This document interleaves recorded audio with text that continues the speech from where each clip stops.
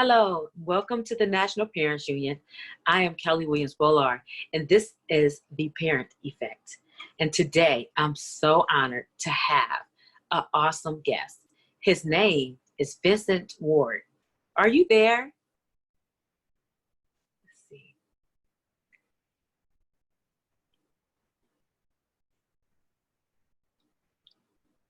I don't see him. Let's see. There you go. Oh. There you go. How are you? How you doing? I'm good. I had to get out of the holding room. Yeah, that's all good though. I'm so glad you're on, and I'm just so honored to have you on. It's been a long road for me, and this is just awesome to have you here today.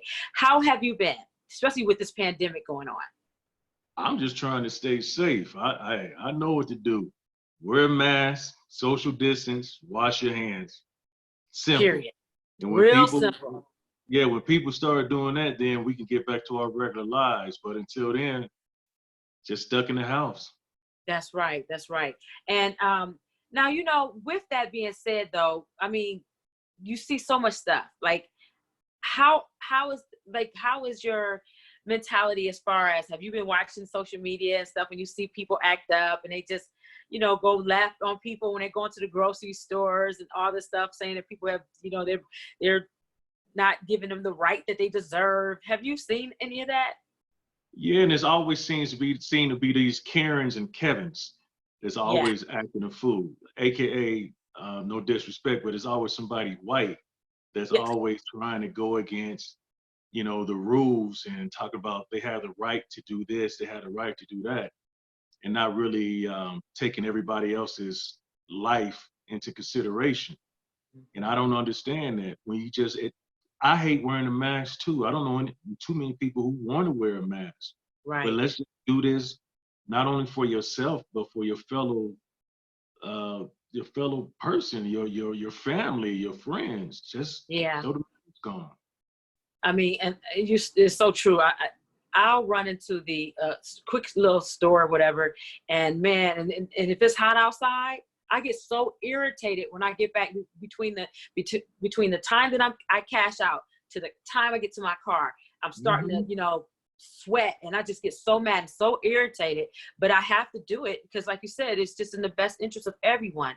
And the more we do it and the more we follow the rules, the quicker we can be free of it. It's not like this is a sentence that we just got to do this for the rest of our lives. People and on top of that, you kind of feel uncomfortable a little bit, knowing that I've seen people get coughed on purpose and spit on lately and all that. I kind of think that people know who they can get away with that mess with. Because if you spit on me, we're gonna have a problem. Because to me, even without the pandemic, to me, that's the worst thing you can do to somebody. I mean, you can call somebody the N-word. I'm like, yeah, okay, let you slide, maybe. But to spit on me, no. That's a physical, that's like a physical abuse. To spit, and when I was a little girl, I remember my grandmother, she always said, two things you don't do is spit or kick. Those are one of the most degrading things you can do to another human being, So yeah, I've been watching a lot of that too, and it lays on my heart. Like I actually kind of got mad at a guy the other day watching his video. He was a FedEx driver, black guy. He said that some people drove past him. He was standing outside of his truck, called him the N-word, and spit on him. He gets in the truck, he does a video, he's crying about what happened. Nah, I ain't crying. I'm gonna get in that FedEx truck and I'm gonna run your asses. I'm gonna run you over. Because you don't do that. You don't do that. And then that's the problem. People are getting away with that mess and think they can get away with it with anybody. I'm not into violence and hurting and fighting and shooting people, but that spitting on me, that's a different that'll take you to another whole level. I know. Yeah.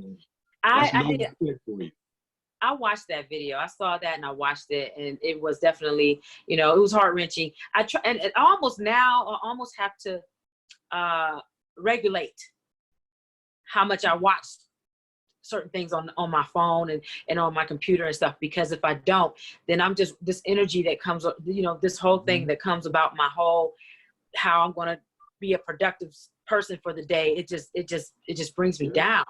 That's how I am with CNN and MSNBC. Sometimes I just got to turn away from it. I've never been so hip and up to date with politics more than I have to these last few years. And to me, it's like you have to know what's going on, because that dude in the White House, if it's up to him, none of us would be here. No, Black people, no Hispanic people. Only people would be here is white people. And then this whole thing with Kanye West, I'm like, what are you thinking? It's a distraction. Don't let Kanye distract y'all from voting for who you supposed to be voting for. And I'm gonna say Biden might not be the best, but he's better than what we got. Yeah, so absolutely. Don't let Kanye come in and steal your vote away from Biden. But thank God, he can't even run. He didn't even put his paperwork in. And plus he flipped out anyways. So Kanye needs to go sit down somewhere. Yeah, he needs some serious prayers. That dude right there, I tried to kind of like watch a little bit of what he was talking about, but he was just so off the kilter. I'm like, this dude bipolar and everything else. Yeah. I'm like, but I actually feel like he hasn't been the same since his mom died. And after his mom died, the very first thing that he did is he was at the awards ceremony, carrying a bottle of Hennessy. Before you knew it, he had snatched the trophy out of Taylor Swift's hand. And to me, that's where it all went bad with that incident. Absolutely. God, I said him and his mom was like this. I know. That reminded me of me and my mom. But I'm not gonna flip out if something happened to her. No, not like that. And now I guess him and Kim, they're not together any longer or something, because he was talking about that. I don't blame her for what he said, because that family's about their business. They're about branding. They're about lifestyle. And for you to sit up there and put that, you wanted her to get an abortion and all of that. For them, that's like him messing with their money. Yeah. And she probably just can't take it anymore. A lot of people give those Kardashians a hard time, especially Kim. But if you think about it, if you really think about it, all the guys that she has been with, she was in a relationship with. They were going to get married or they were engaged, but the guys end up messing it up. Yeah. So, I mean, and even going back to the whole sex tape, where you became popular because, a sex tape got leaked. It wasn't her fault. It got leaked. Right. I mean, if that's the case, damn, do I got one out here?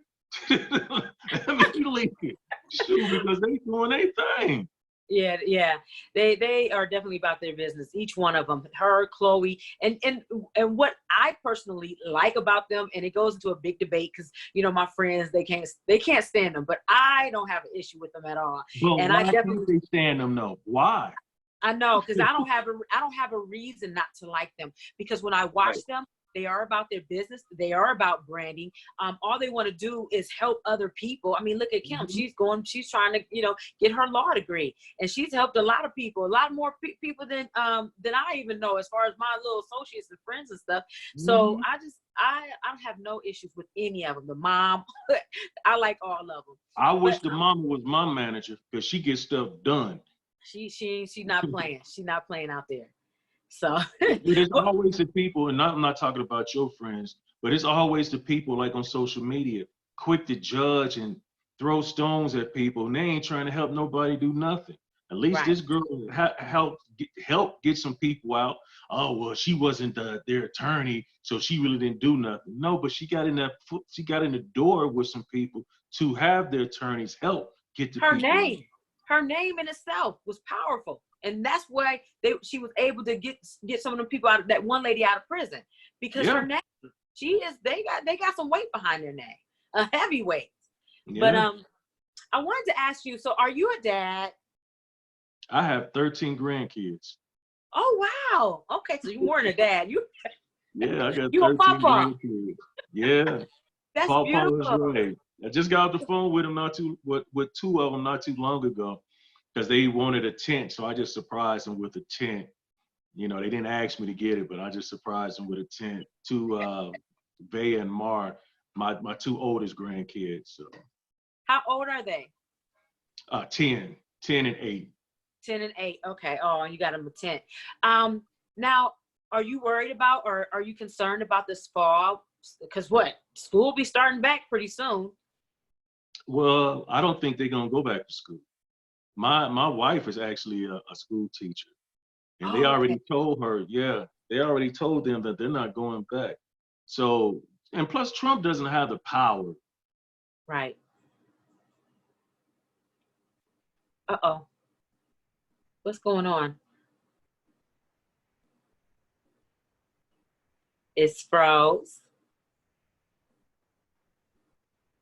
The kids to go back, or they talking about the kids going back. It's a hidden agenda behind that. Yeah. It's something dealing with Trump. It's all about money. Yeah. Well, So you go see ahead. I'm him with sorry. that face mask on now, right? He gonna wear the face mask, and he hasn't been wearing it, and got all these people drinking Lysol and all these other things, and killing themselves, and telling people you really don't want to wear a mask. Now he's like, well, since I killed over 300,000 people, you better, now it's okay. Maybe we should be wearing a mask. Like what? Well, you saw he wore the first day he wore a mask. What was it, a couple of days ago? Yeah, about 3 days But ago. that night in his hotel, some people was having a party, and he didn't even have one on. And then when he got asked about it the next day, he was like, I was social distancing from them. I didn't have it on, but I wasn't near them. Dude, you were standing right next to them, right next to him. And And it's so people, weird that this man has not gotten it. It's like, what's going on here? right. And I think Pence had it before because he had disappeared for a while. Yeah, and that stuff is serious. I've seen pictures of how maybe somebody's lung look. I don't know how true that is, but that stuff looks scary. So you ain't gotta keep telling me to do something twice. I got 5 masks in my car. Yeah, my favorite cousin is a nurse in New York. So she always see all of that. And my sister, she's a nurse in Ohio in Dayton, but she doesn't, at their hospital, they don't see as much. But you know, people just got to be smart. It's just like, I mean, for instance, my son has it. He has coronavirus, and he was around my parents and my grandkids a few days ago, and not only was I mad at him, I was mad at my parents for the simple fact, should nobody be coming around. You guys shouldn't be going anywhere for the simple fact, you know, y'all at that stage and that age where things can happen. It's and very thank God acceptable. everybody's test came back negative because I was feeling some kind of way. Yeah, I would have been highly upset as well. My mom lives with me, and we don't go anywhere. She definitely don't go anywhere unless it's essential. Like unless we have to go, and we'll run there, come right back. You know, I bring her right back home, and I try my best. You know, I speak, I travel, and I just I have to go out of town pretty soon. It's like, dang, dude, you know, I don't want to go because I don't want to come back with nothing, you know, that might affect her.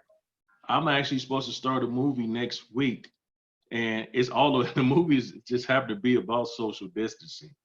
And that's one thing I asked them. I'm like, well, how are we going to do this social distance stuff and, you know, be safe? And, you know, they kept saying everything's going to be fine. And I was like, look, if it's not, you're just going to be mad at me because I'm not risking my life for you guys, you know. And my wife and my daughter, we already try to figure out how I can stay away from them when I come home after filming. And so I'm gonna have to just be like locked up in a room because I don't want to have that on my conscience that I brought a disease, a virus back to somebody, and it could have been prevented. So absolutely. You got to stay if when you do come back, you got to stay away for at least 14 days, 2 weeks. Yeah, but I know I'm supposed to be filming for 11 days, so I'm just gonna be in one of our guest rooms. Speaking of filming, now wait, you were one of the stars on Living Dead, Walking Dead. I'm not gonna say I was one of the stars. I'll say I was on the show. You were, yeah, you were on the show. That's so cool. How Yeah. long now? Tell me about your season. How long were you on there? And yeah, Well, start. the season was 13 episodes. I only did 7, but I'm grateful for the 7 because a lot of people died in their first episodes. I mean, on one episode.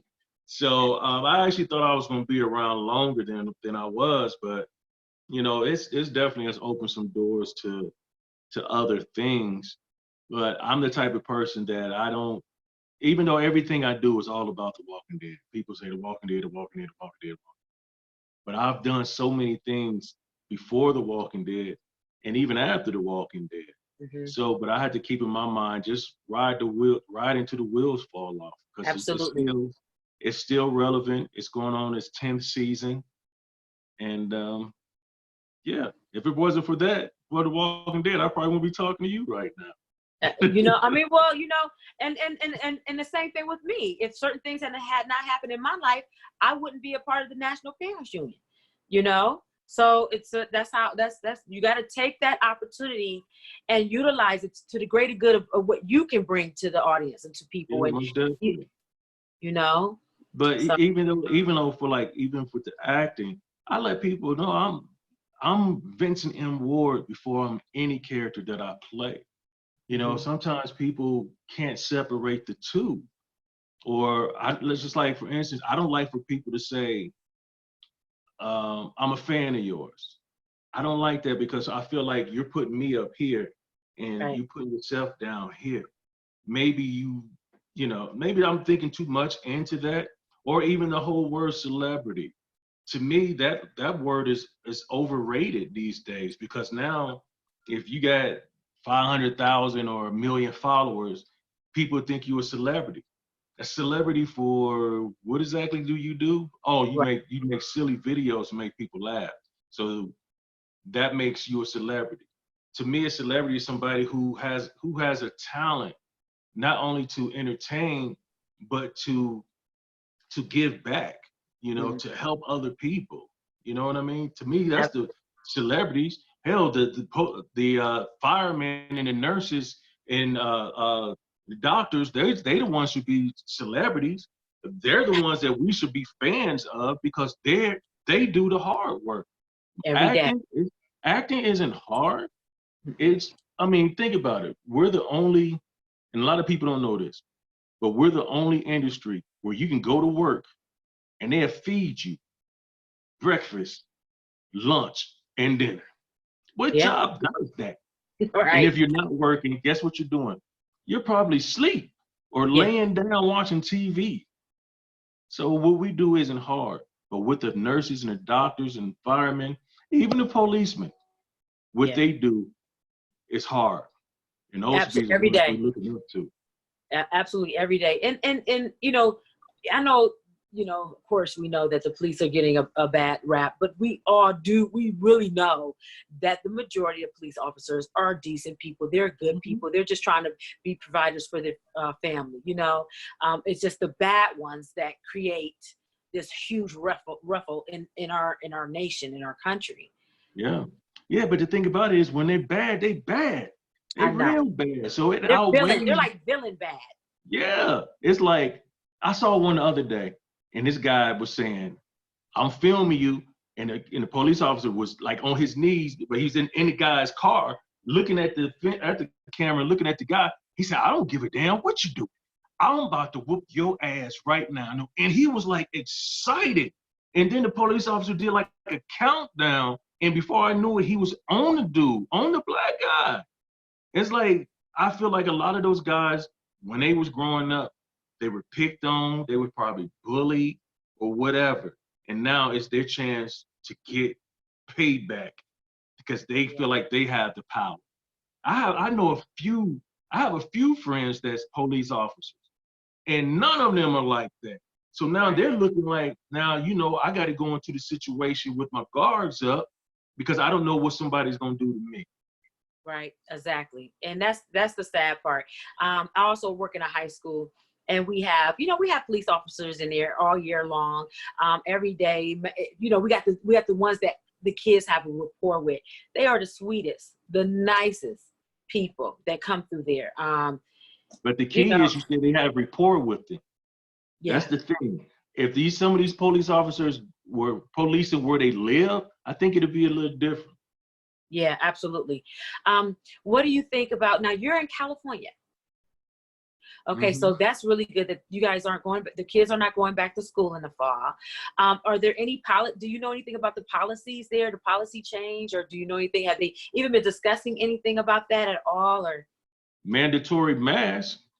The mandatory mask. Like you'll be driving on a highway and you look up and it'll tell you, have a face mask on.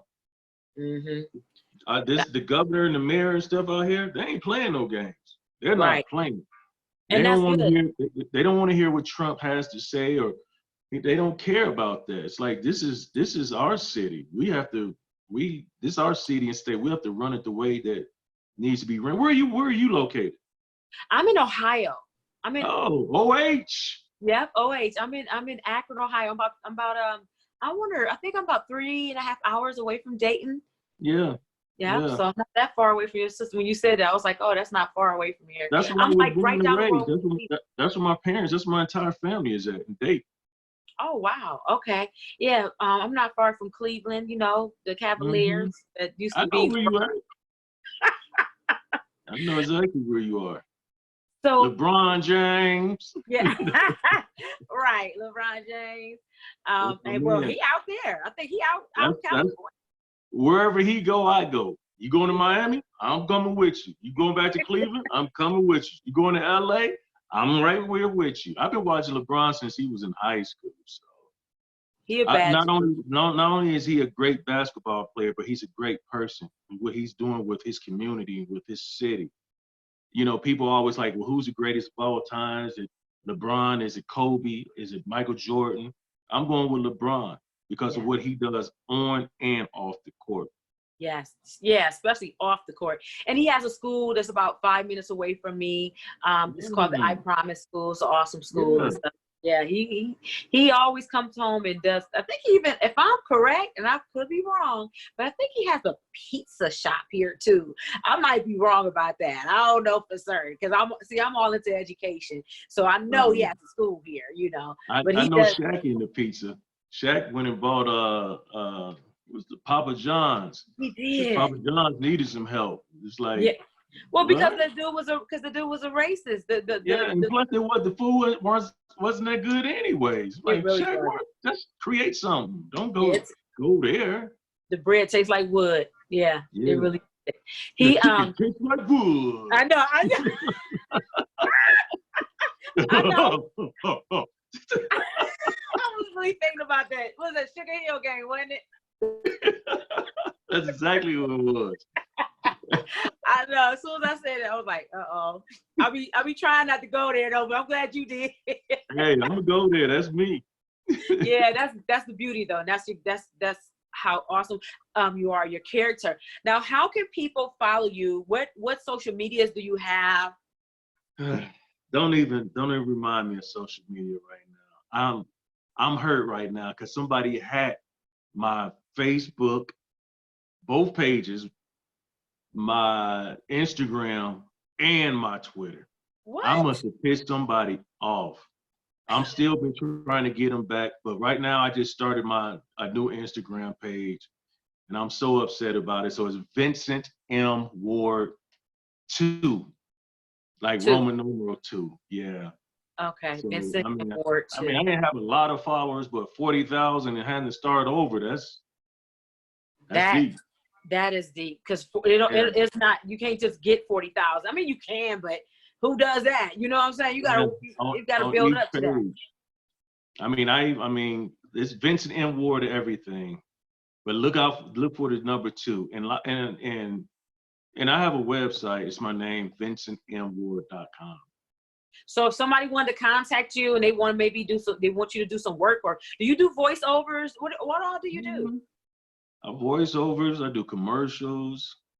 I do theater. I was in Cleveland. I did a play was it last year? With Snoop Dogg. It was me, Snoop, Tamar Braxton, Omar Gooding, Eric Benet, Demetria McKinney, Lil JJ. It was called Oh, what? Redemption of a Dog. It was off the hook, trust me. Oh, Redemption. Yeah, I remember that. I didn't go see it, but I definitely heard about it. That was tight. Yeah. Wait, I remember, if I can remember, when I went out to California, because I knew about you initially through Tasha. Mm-hmm. This is some years back. And I remember, did you start in Columbus? In Columbus.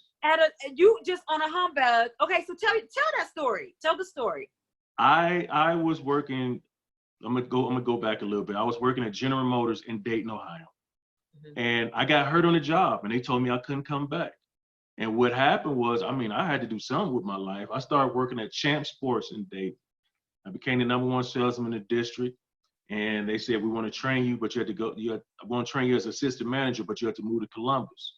So I moved to Columbus and I became the #1 salesman in the district there. And one day the general manager came, he said, you're doing such a great job in this company. How far are you going to take it in the company? I was like, I would like to have a position like yours one day. 2 weeks later, this dude fired me. Yeah. And I asked my manager, Ben, why are you letting me go? And he said, Vince, you know how much I love you. You're my favorite guy. And he said, and if you repeat this, I'll just deny it.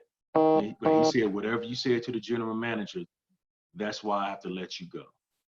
And after that, I probably went and saw my very first play. I had never even seen a play before. And I was, 29 at that time, 29, 30. No, 29. And I fell in love with acting that day. It was at a little theater called Living the Dream Theater in Columbus, Ohio. And I was so excited watching it. And afterwards, I went to the actors. It was like a 20-seat theater. And I'm talking to them and, I'm all excited. And they was like, you should come audition, for the company. I was like, really? What's an audition? I didn't even know what an audition was. And it's like an interview. So I went and auditioned and I got a part and I started doing more plays. And then Champs tried to give me my job back and I told him no. Mm-hmm. And then I ended up, after doing more plays, I ended up auditioning for a independent film called A Symbol of Love. I got the lead role in it.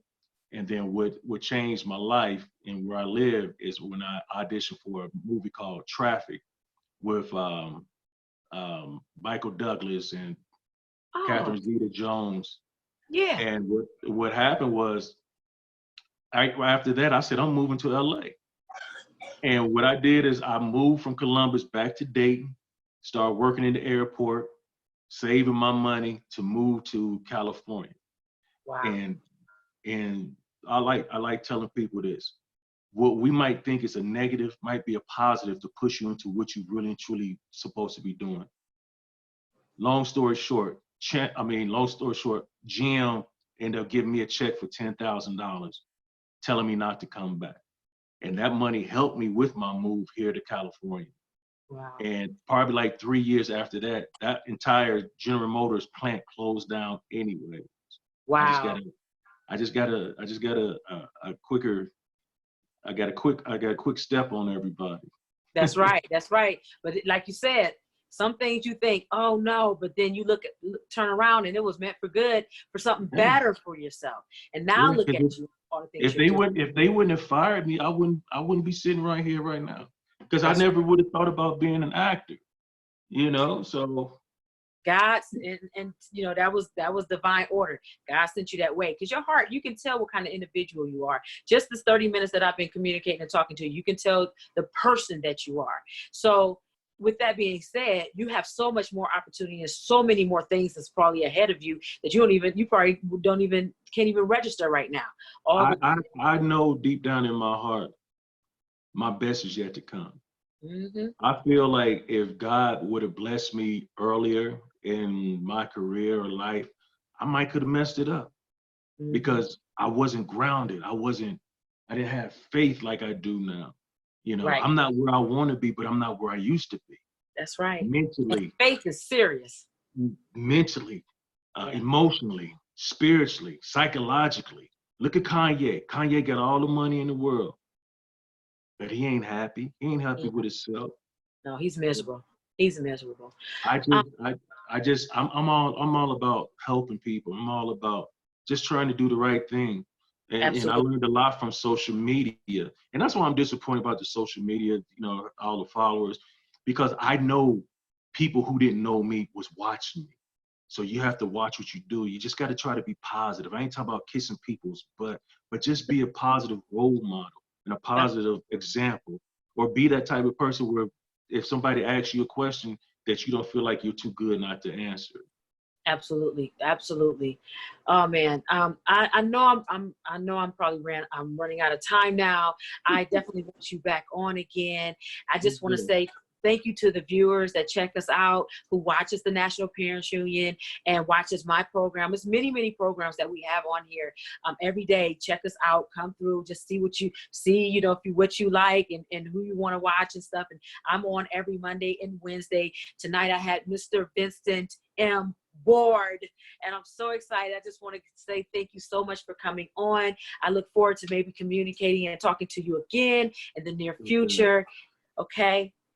No problem. Anytime. Thank you for having me. Thank you so much. Have a good night. Bye-bye. Peace. OH! OH. I know. Okay, you guys are off live. Okay, thank you, Jay.